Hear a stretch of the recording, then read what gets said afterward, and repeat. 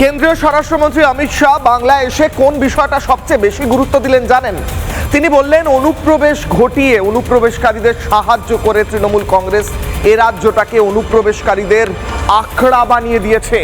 এ রাজ্যকে যদি অনুপ্রবেশকারীদের হাত থেকে মুক্ত করতে হয় এবং তার ভাষায়, অমিত শাহর ভাষায়, একটা পাখি পর্যন্ত যাতে না ঢোকে সীমান্ত পার করে, সেই পরিস্থিতি যদি তৈরি করতে হয় তাহলে ভারতীয় জনতা পার্টির সরকারকে নিয়ে আসতে হবে না, এমনটাই বলছেন অমিত শাহ।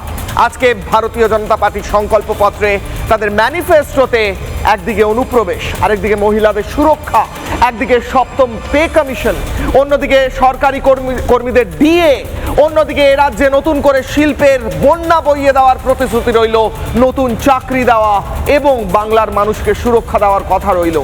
কিন্তু মূল বিষয় হলো তৃণমূল সরকারের আমলে ভয় পেয়ে থাকা বাংলার মানুষকে সেই ভয় থেকে বের করে নিয়ে এসে ভরসার জায়গায় নিয়ে যাওয়া।